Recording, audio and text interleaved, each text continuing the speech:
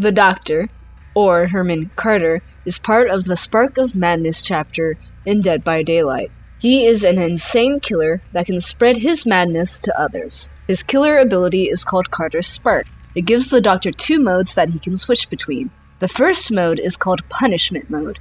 In Punishment Mode, the Doctor moves at normal killer speed and is able to attack and injure survivors. This is what he looks like in Punishment Mode. The second mode is called Treatment Mode. While in Treatment Mode, the Doctor looks like this. In Treatment Mode, he has a slower movement speed, equal to that of the Hag's movement speed, and is unable to injure survivors, because in this mode, he is able to apply madness to survivors. Once a survivor has gained madness, they have it for the rest of the match. It cannot be taken away. The Doctor will also gain the ability Shock Therapy. Shock Therapy is a charged attack in the shape of a frontal cone that greatly increases a survivor's madness level if they are hit by it. It also prevents that survivor from performing any actions for 2.5 seconds. Using Shock Therapy will reset Bloodlust. His terror radius becomes a static field that slowly applies madness to any survivors in it. The closer a survivor is to the Doctor, the faster they gain madness. To give you an idea of how distance from the Doctor matters, it only takes 20 seconds to go up a madness tier when a survivor is right next to the Doctor, but it takes 1 minute and 22 seconds to go up a madness tier if you are on the edge of the terror radius. However, if a survivor is inside a locker, they will not gain madness from his static field or his shock therapy.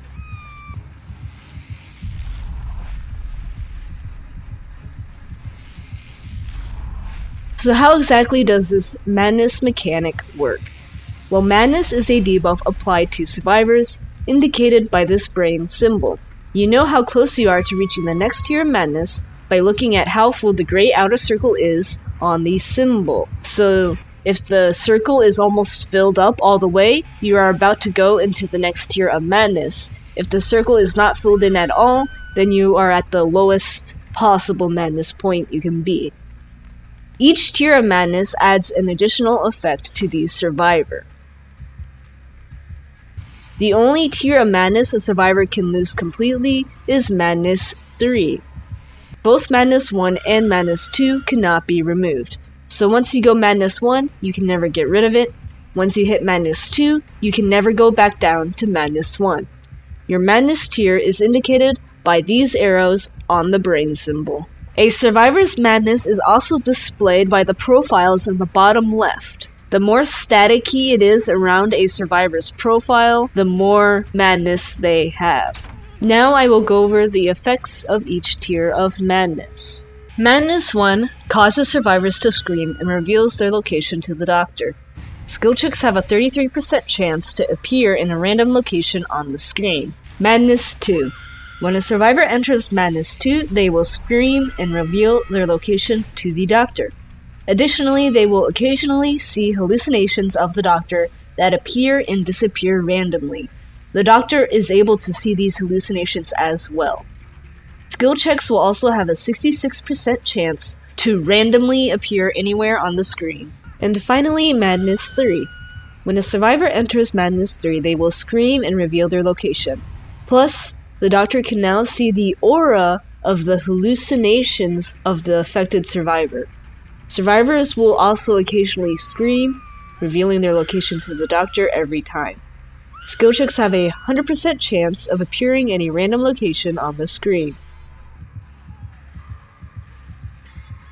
While in Madness 3, survivors cannot heal themselves or other survivors, sabotage hooks, repair generators, or cleanse totems. An interaction called Snap Out of It will become available to the survivor, and upon completion of this action, they will go back to Madness 2.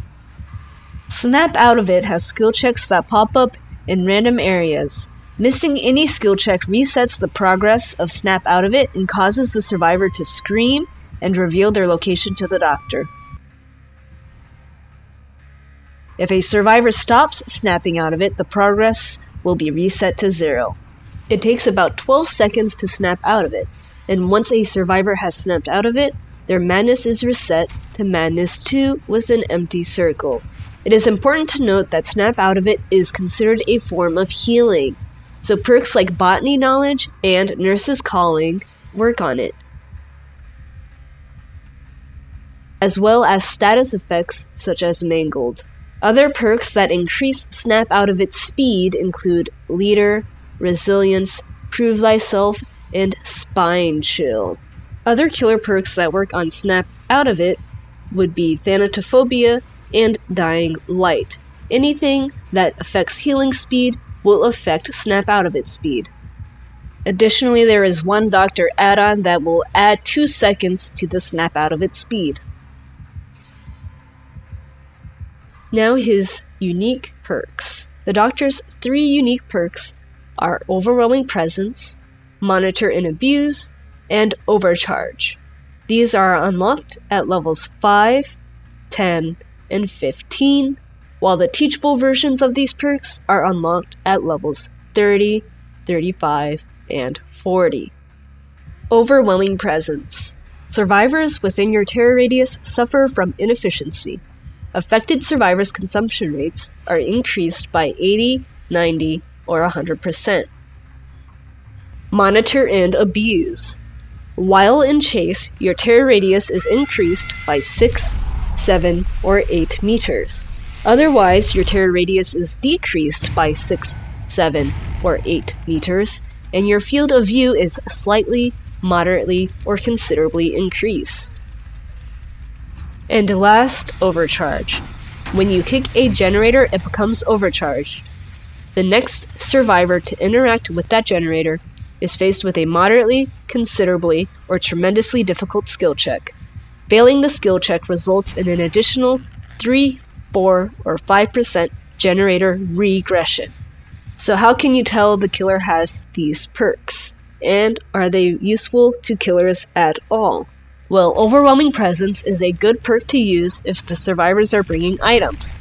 But if the survivors are not bringing anything, you should not equip this perk. It is good for making an item have a lot less charges than it normally does, therefore it gets wasted faster. As a survivor, you know if the killer has Overwhelming Presence because the perk will appear next to your perks when you are in the killer's terror radius, and whenever you're using your item, this symbol will appear above the progress bar, as well as the bar on the left side of the item that indicates how many charges are left will turn red, to show you that your item consumption is being very inefficient. As for Monitor and Abuse, this is probably the best of the 3 Doctor perks, because it is really strong on killers who have small terror radiuses, such as Michael Myers or the Hag. It can even be good on killers such as Hillbilly, because it can make for surprise chainsaws. It works especially well with Nurse's Calling, because the normal killer terror radius is 32 meters. And with Monitor and Abuse, that would be reduced to 24 meters. And Nurse's Calling reveals healing survivors' auras that are within a 28-meter radius. So Monitor and Abuse allows you to see healing survivors without them knowing that you can see them. Now, as a survivor, recognizing the killer has Monitor and Abuse just takes a lot of experience with the game. Knowing what a normal heartbeat sounds like and how the heartbeat acts weirdly, it is because of this perk. But I will do my best to show you how to recognize Monitor and Abuse. The best way to recognize it is by the heartbeat suddenly cutting out, because the heartbeat always fades away, and whenever it does not fade away, that means the killer has some kind of perk that is affecting their terror radius. So I will show an example here of the heartbeat cutting out suddenly because of Monitor and Abuse.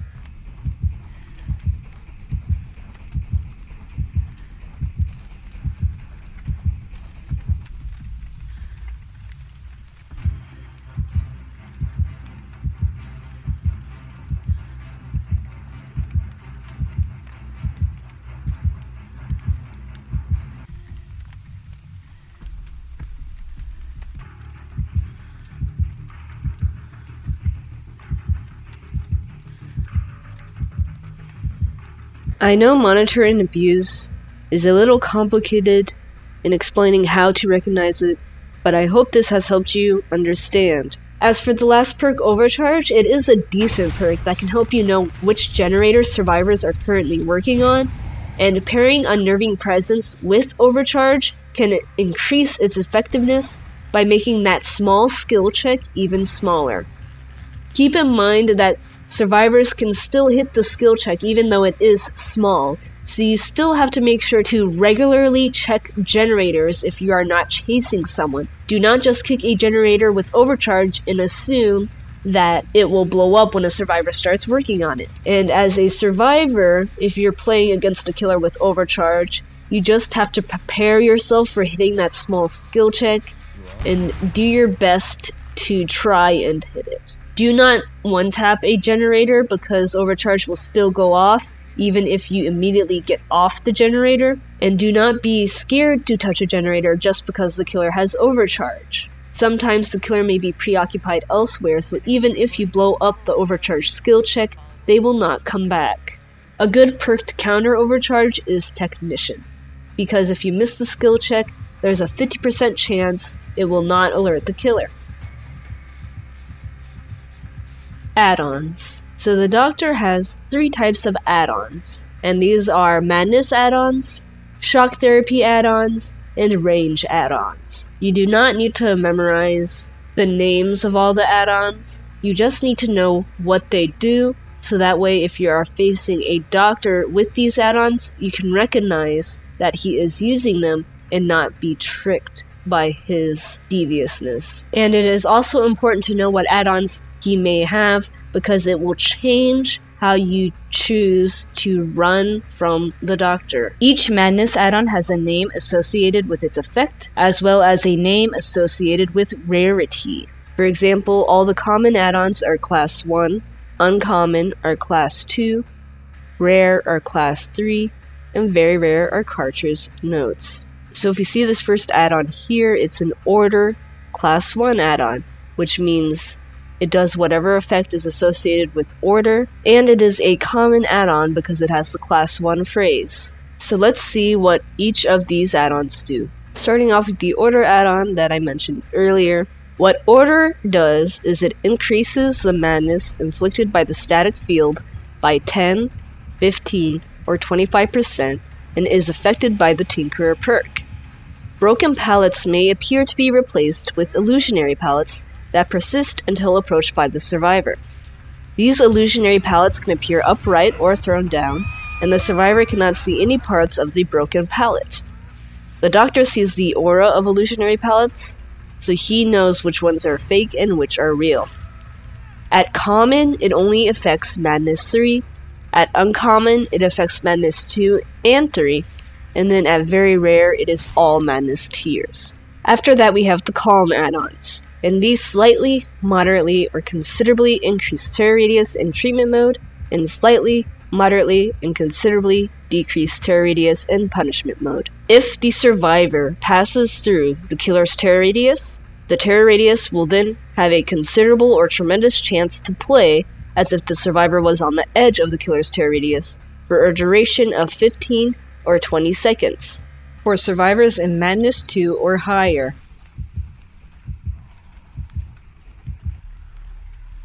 The Calm Carter's Notes also makes survivors in Madness 3 hear the heartbeat constantly as if they were on the edge of the terror radius. So what this add-on does is it gives you a fake heartbeat even if the killer is nowhere near you. Next are the Restraint add-ons. These reveal the survivor's aura for 1, 2, or 3 seconds when their madness increases.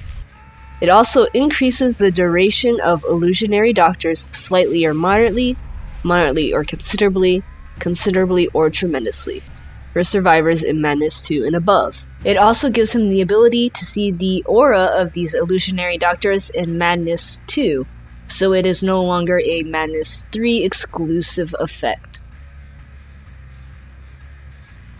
Now we have the Discipline add-ons. These increase the madness inflicted by shock therapy by 15, 20, or 25%, and is affected by the Tinkerer perk. For survivors in Madness 2 or higher, when a chase begins, survivors perceive the red stain and terror radius as though the Doctor were right behind them for 6 or 12, 8 or 16, and 10 seconds. For the very rare version of this add-on, survivors in Madness 3 will have this effect active at all times. The Doctor can see this red stain as well. Then we have the Obedience add-on, which is only a very rare add-on, and it increases the time it takes to snap out of it by 2 seconds. Then survivors in Madness 3 are permanently exhausted, meaning you cannot take use of any perks that require exhaustion to be gone in order to be used, such as Sprint Burst. And then finally we have the last add-on, the Iridescent King, which is the ultra rare Doctor add-on. So all of those afflictions I was mentioning before, what this add-on does is that it applies one of any of those afflictions at random to a survivor every time they are hit by shock therapy. So every time you are hit by the shock therapy attack, you have a chance to gain any of those afflictions, and they do stack with each other, so you could technically have all 5 afflictions on you at the same time. And once you have gained an affliction, it does not ever come off, and you are permanently affected by it. Another different thing about these afflictions is that they will take effect the moment you are shocked. They do not require a specific madness level. The only affliction that requires a specific madness level is permanent exhaustion in Madness 3. Besides that, everything else can take place in Madness 2 or Madness 1. So those are all the Madness add-ons. Let's move on to the Shock Therapy add-ons. So what these add-ons do is they change the shape of the shock therapy attack, and they all have tape in their name. So there's only 2 of these. The first one is the Scrapped Tape, which changes shock therapy from a cone to a ring, cast 8 meters in front of the Doctor, with an outer radius of 4.2 meters and an inner radius of 3 meters. So the way this circle works is a little different than the normal shock therapy because it locks on to the spot the moment you press the shock therapy button. It does not move with you as you move, and so if you aim at an area and move forward, it will still be at the same area that you were looking at when you first started the attack. Sounds a bit confusing, I know. But here's what you need to know about the circle is that it will always be cast 8 meters in front of you. But if you start casting it and then you walk forward, you could technically walk on top of the circle while you electrocute that area. And then another one is the Interview Tape, which shock therapy attack changes from a cone to a beam with a 20-meter range and a 2-meter width, which makes shock therapy a more precise action. And then there is one kind of out-of-place add-on that doesn't go with any of these categories, and that is the Maple Knight. And what it does is that it reveals the area of effect of your shock therapy. And then lastly, the Range add-ons. All of these add-ons have Electrode in their name. Moldy Electrode, Polished Electrode, and High Stimulus Electrode. And what these all do is increase the range of shock therapy by 25, 50, or 75%, and increase the charge time of shock therapy slightly, moderately, or considerably, and are all affected by the Taper perk. So that is everything you need to know about the Doctor. I will be making a separate video going over how to recognize and play against his add-ons, because I want to go in depth, and I don't want to make this video super long. So, thank you everybody for watching. I hope this video has been super informative for you, and as always, good luck out there in the fog, and see you next time.